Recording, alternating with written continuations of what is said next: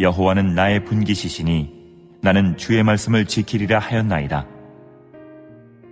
내가 전심으로 주께 간구하였사오니 주의 말씀대로 내게 은혜를 베푸소서. 내가 내 행위를 생각하고 주의 증거들을 향하여 내 발길을 돌이켰사오며 주의 계명들을 지키기에 신속히 하고 지체하지 아니하였나이다. 악인들의 줄이 내게 두루 얽혔을지라도 나는 주의 법을 잊지 아니하였나이다. 내가 주의 의로운 규례들로 말미암아 밤중에 일어나 주께 감사하리이다. 나는 주를 경외하는 모든 자들과 주의 법도들을 지키는 자들의 친구라. 여호와여, 주의 인자하심이 땅에 충만하였사오니 주의 율례들로 나를 가르치소서. 날씨가 점점 더워지고 있습니다. 이 날씨가 더워질 때마다 제 안에 하나의 걱정이 있어요. 그 걱정이 뭐냐면 가뭄으로 인해서 농작물들이 피해를 보지는 않을까라고 하는 그런 걱정이 있습니다. 왜냐하면 저희 교회 앞에 오이밭이 크게 있습니다. 넓게 오이밭이 있는데 이 오이라고 하는 것 대부분 무엇으로 구성이 되어 있죠? 수분으로. 오이가 90%가 수분이라고 이야기하잖아요. 90%의 그런 수분을 가지고 있는 그런 오이밭이 쫙 있는데 이 오이밭에 물을 대지 못하면 어떻게 되겠습니까? 가뭄이 시작되면 농부들은 저수지와 하천에서 물을 끊임없이 끌어다 댑니다. 밭에다 물을 주고 논에다 물을 줍니다. 그래야 농작물에 피해가 없으니까. 그런데 그러한 노력에도 불구하고 저수지의 물이 다 말라버리는 경우가 있어요. 하천의 물이 다 말라버리는 말라버리는 있다라는 겁니다. 교회 앞에 또 오이밭뿐만이 아니라 그 옆에 하천이 있어요. 근데 여름에 종종 보면 이 하천의 물이 다 말라서 바닥을 드러낼 때가 있습니다. 바닥이 갈라지는 그런 경우들이 있다라는 거예요. 거기를 유심히 보면 미처 피하지 못했던 물고기들이 거기서 죽어 있는 것들을 보게 됩니다.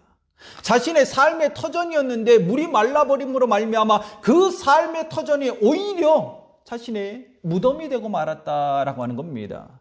자, 그러면 그 물고기에게 필요한 것이 뭘까요? 그 물고기에게 절실히 필요한 게 뭘까요? 가뭄으로 인해서 다 말라버리는 그 저수지 바닥과 하천 바닥을 보면서 농부들이 가장 절실히 필요했던 그것이 무엇일까요? 그것은 바로 비라는 것입니다. 하늘에서 비가 내리기를 간절히 바랄 거예요. 왜냐하면 그 비가 내림으로 인해서 하천에 물이 흐를 수 있고 저수지에 물을 가두며 나갈 수 있기 때문에 그런 것입니다. 그래야만이 물고기도 살 수 있고 농작물도 살 수 있는 그런 길이 열리기 때문에 그런 거예요. 그런데 때로는 우리의 삶이 그럴 때가 있다는 겁니다.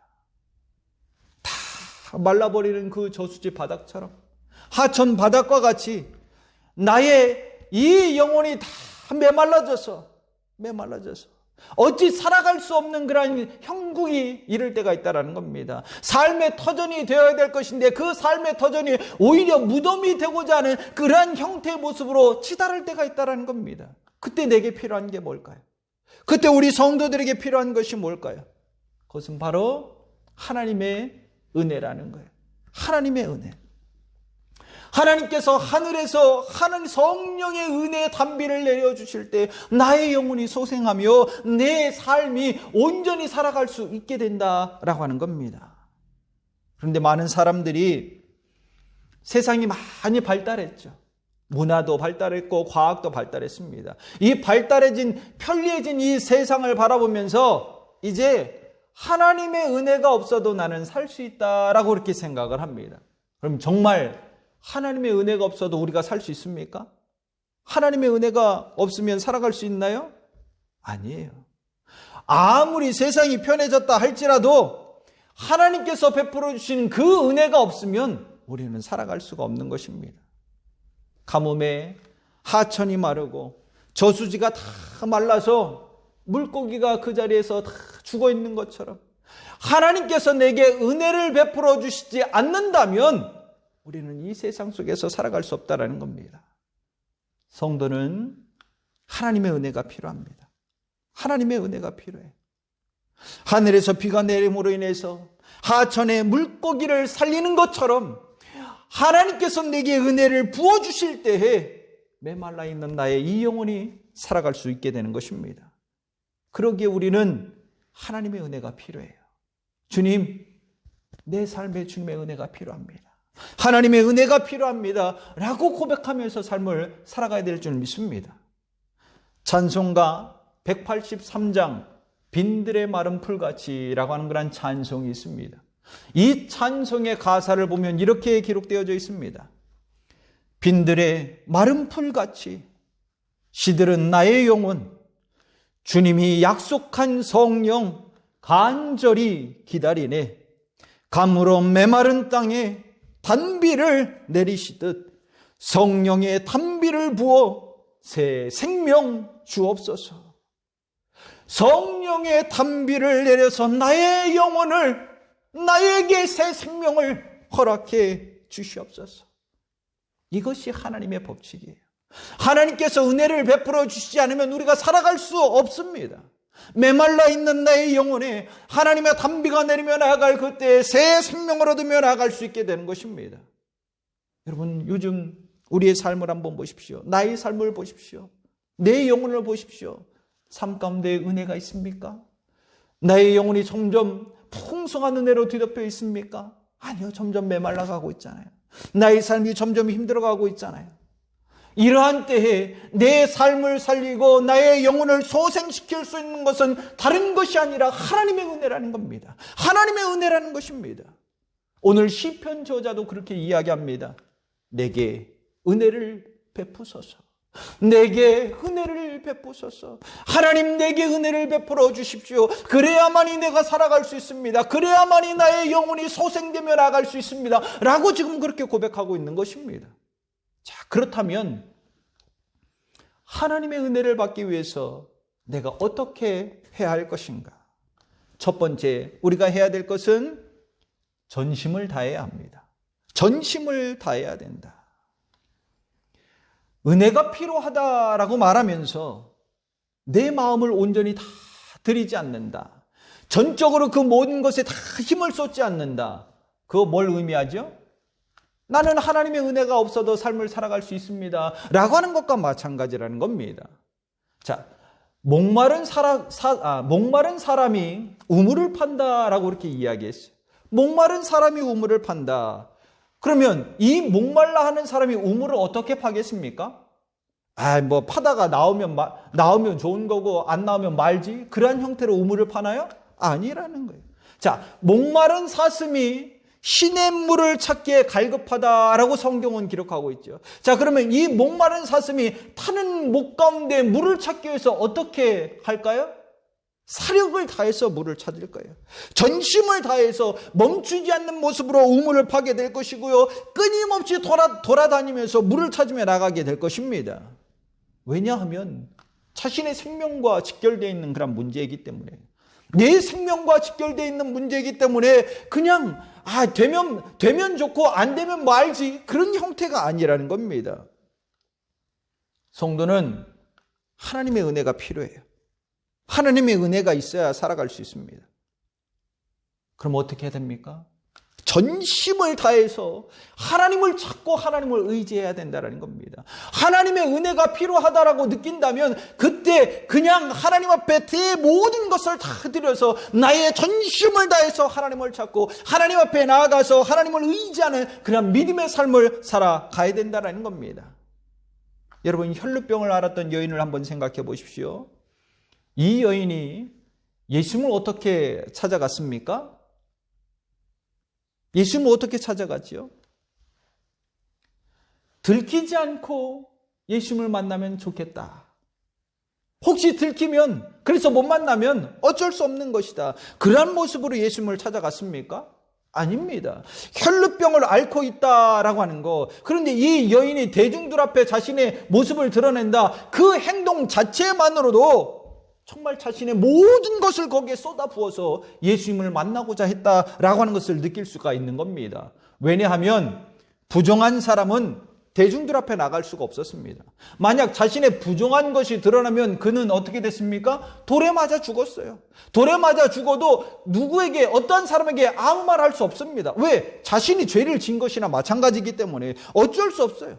그럼에도 불구하고 대중들 앞에 드러냈다. 자신의 몸을 숨기지 않고 드러내면서 예수님을 찾아 나아갔다.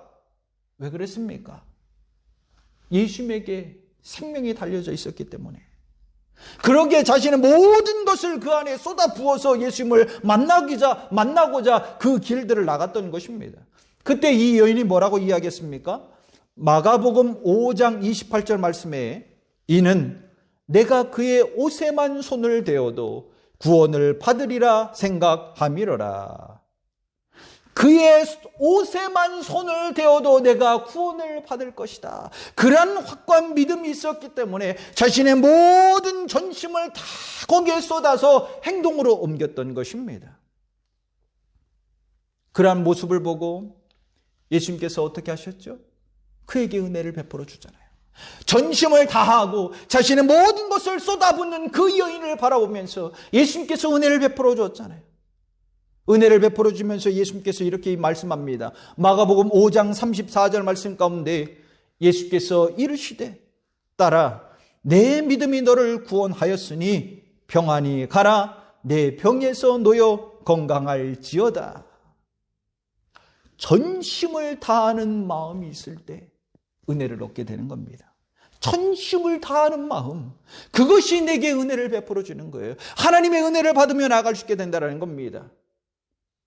오늘 나에게 하나님의 은혜가 필요합니다. 하나님의 은혜가 필요합니다. 그럼 여러분 어떻게 해야 됩니까? 전심을 다하십시오. 전심을 다해서 하나님 앞에 나아가 하나님 내게 정말 하나님의 은혜가 필요합니다. 내게 하나님의 은혜가 필요합니다. 그 은혜가 없으면 내가 살아갈 수가 없습니다. 라고 간절히 간구하며 나아가는 성도가 되기를 간절히 축원합니다. 오늘 시편 저자도 그렇게 고백합니다. 58절 말씀 가운데 내가 전심으로 주께 간구하였사오니 주의 말씀대로 내게 은혜를 베푸소서. 내가 전심으로 하나님 앞에 나아가 간구합니다. 내 온 마음을 다하여 하나님 앞에 나아가 기도합니다. 하나님 내게 은혜를 베풀어 주십시오. 내게 은혜를 베풀어 주십시오. 이것이 오늘 시편 저자의 고백이에요. 아니 오늘 우리에게 너 역시도 너에게도 하나님의 은혜가 필요하지 않냐? 아니 너 스스로가 진정 하나님의 은혜가 절실히 필요하다고 느끼지 않냐? 그렇다면 너의 온 마음을 다해서 전심을 다해서 하나님 앞에 나아가 간구해라. 하나님 내게 은혜를 베풀어 주십시오 라고 고백하는, 라고 기도하는 그러한 삶을 살아라. 그렇게 말씀하고 있는 거예요. 여러분 나의 온 마음을 다해서 하나님을 찾고 하나님 앞에 나아가 주님 내게 은혜를 베풀어 주십시오. 하나님의 은혜가 필요합니다 라고 기도할 수 있는 성도가 될 수 있기를 간절히 축원합니다. 그때 하나님께서 내게 은혜를 베풀어 줘요. 찬양 가운데 은혜 아니면 살아갈 수 없네 라는 찬양이 있습니다. 그 찬양의 가사는 이렇습니다. 은혜 아니면 살아갈 수가 없네. 호흡마저도 다 주의 것이니 세상 평안과 위로 내게 없어도 예수, 오직 예수뿐이네. 크신 계획 다 볼 수 없고 작은 고난에 지쳐도 주께 묶인 나의 모든 삶 버티고 견디게 하시네. 은혜 아니면 살아갈 수가 없네. 나의 모든 것 다 주께 맡기니 참된 평안과 위로 내게 주신 주 예수, 오직 예수뿐이네. 은혜가 필요합니까? 전심을 다하여 하나님을 찾고 하나님 앞에 나아가 간절히 기도할 수 있기를 간절히 축원합니다. 그때 내게 참된 평안과 내게 참된 위로와 참된 은혜를 베풀어 주시는 하나님을 만나게 될 줄 믿습니다. 두 번째, 하나님의 은혜를 받기 위해서 어떻게 해야 되는가? 그것은 나의 발길을 돌이켜야 됩니다. 발길을 돌이켜야 된다. 내 삶에 하나님의 은혜가 필요합니다라고 하는 것을 느낄 때에 내가 가장 먼저 해야 될 것은 내가 지금 어디에 서 있는가, 어느 자리에 서 있는가, 그것을 먼저 확인해 봐야 됩니다. 성경을 보면 하나님께서 은혜를 베풀어 주시는 그런 자리가 있고 하나님께서 심판을 행하시는 그런 자리가 따로 있었습니다.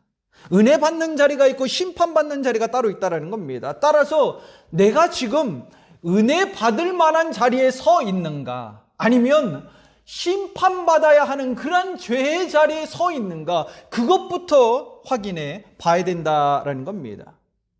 지금 내가 죄의 자리에 서 있어요. 죄의 자리에 있으면서 하나님 내게 은혜를 베풀어 주십시오. 내가 정말 하나님의 은혜가 필요합니다. 하나님의 은혜를 바라는 거, 그게 맞아요? 틀려요?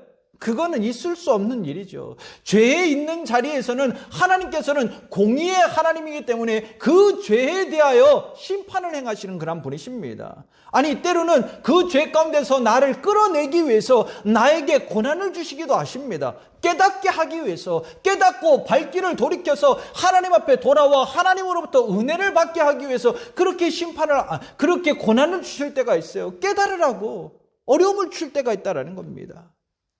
그런데 그것은 깨닫지 못하고 늘 죄의 자리에 있으면서 하나님, 저 은혜가 필요합니다. 하나님 내게 은혜를 베풀어 주세요. 근데 은혜가 오지가 않아요. 하나님이 은혜를 베풀어 주지 않아요. 그때마다 뭐 하죠? 하나님, 어떻게 나한테 이렇게 할 수 있습니까? 내가 언제 동안 이렇게 믿음의 삶을 살았는데, 얼마만큼 하나님 앞에 나와서 예배하고 하나님 앞에 기도했는데 왜 나한테 은혜를 주지 않습니까? 불평할 때가 있어요. 근데 그게 맞아요? 틀려요? 그거 틀리죠. 자기가 서 있는 자리가 죄의 자리인데 죄의 자리에 서 있으면서 하나님 왜 저한테 은혜 안 주십니까? 라고 말하는 것 자체가 잘못됐다라고 하는 겁니다. 오늘 본문 59절 말씀을 보면 시편 저자는 이렇게 이야기했습니다. 내가 내 행위를 생각하고 주의 증거들을 향하여 내 발길을 돌이켜 싸우며, 뭐라고 이야기하고 있다고요? 내 행위를 생각합니다. 무슨 행위를 생각했을까요?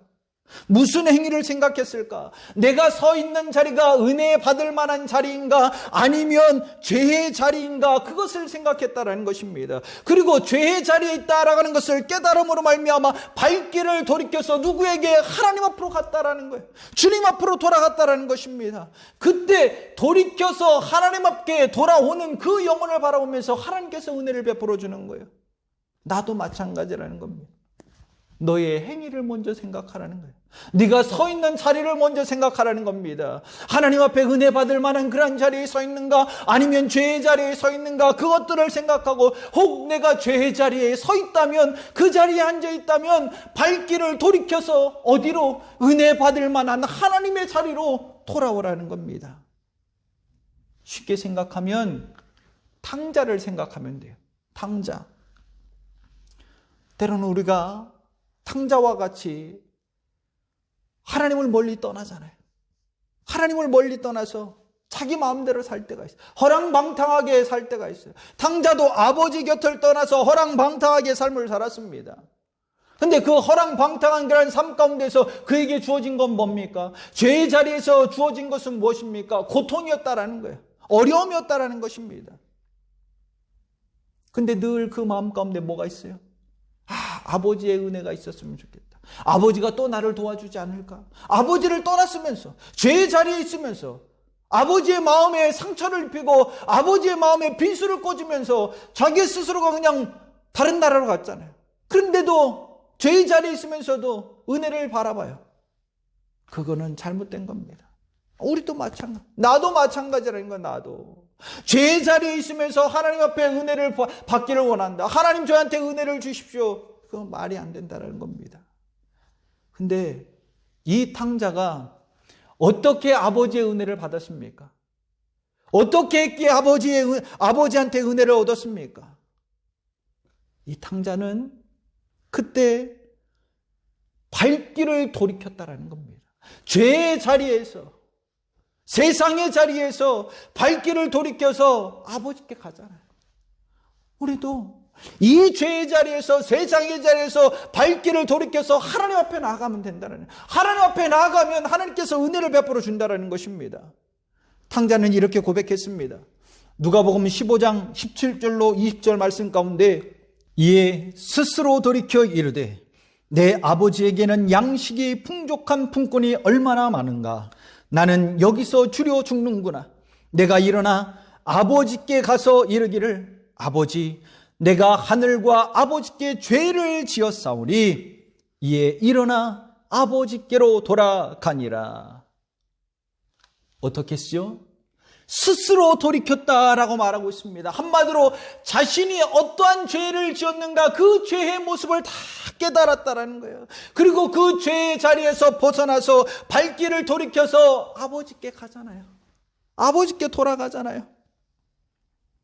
그때 매일같이 마을 어귀에 나가서 오늘은 아들이 오려나 내일은 아들이 오려나 늘 그 자리를 지키고 있었던 그 아버지가 발길을 돌이켜 돌아오는 그 아들을 보고 막 뛰어가서 안고 입 맞추잖아요.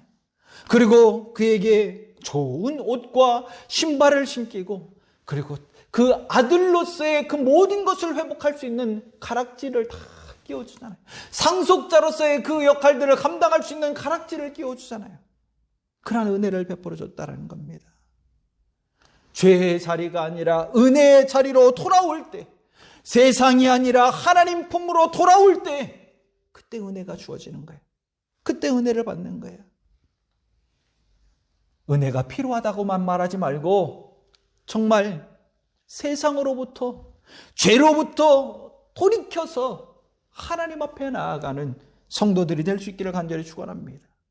아버지께 돌이켜 돌아온 그 아들에게 이 아버지가 풍성한 은혜를 베풀어 줬던 것처럼, 내가 죄와 세상으로부터 발길을 돌이켜서 하나님 앞에 나아가 하나님으로부터 은혜를 받고 그 은혜의 기쁨들을 누리며 삶을 살아갈 수 있는 성도가 되기를 간절히 축원합니다. 세 번째, 하나님께 은혜를 받기 위해서 어떻게 해야 되는가? 감사해야 됩니다. 감사해야 된다. 근데 한편으로 생각해 본다면 하나님의 은혜가 필요하다. 어떤 시기에 하나님의 은혜를 그렇게 구할까요? 고난에 있을 때, 어려움이 있을 때, 많은 힘든 그런 시간들을 보내고 있을 때에 은혜가 필요하다고 느끼잖아요. 그런데 이 어려운 시기에 하나님 앞에 감사해야 된다. 조금 이해가 되지 않기도 합니다. 뭐 어떤 은혜를 얻어서 하나님 앞에 감사를 고백해야 되겠다, 그러한 시간들을 받은 것도 아닙니다. 어떤 기적이 일어나서 모든 문제가 해결되는 그러한 은혜를 받은 것도 아닙니다. 여전히 고난의 시간을 보내고 있어요. 힘든 시간들을 보내고 있습니다. 근데 그 시간에, 그러한 때에 하나님 앞에 감사해야 된다. 그래야 하나님의 은혜를 받는다. 여러분 이해가 돼요? 안 돼요? 이해가 안 돼요. 이해가 안 돼요. 그러나 고난 중에 하나님께 감사를 드린다. 그 말은 뭐냐? 내가 하나님을 믿습니다. 내게 찾아온 이 고난의 시간, 이 어려움의 시간, 이러한 시간들을 내가 보내고 있다 할지라도 나는 하나님을 믿습니다. 하나님을 믿습니다. 이러한 신앙의 고백이라는 겁니다.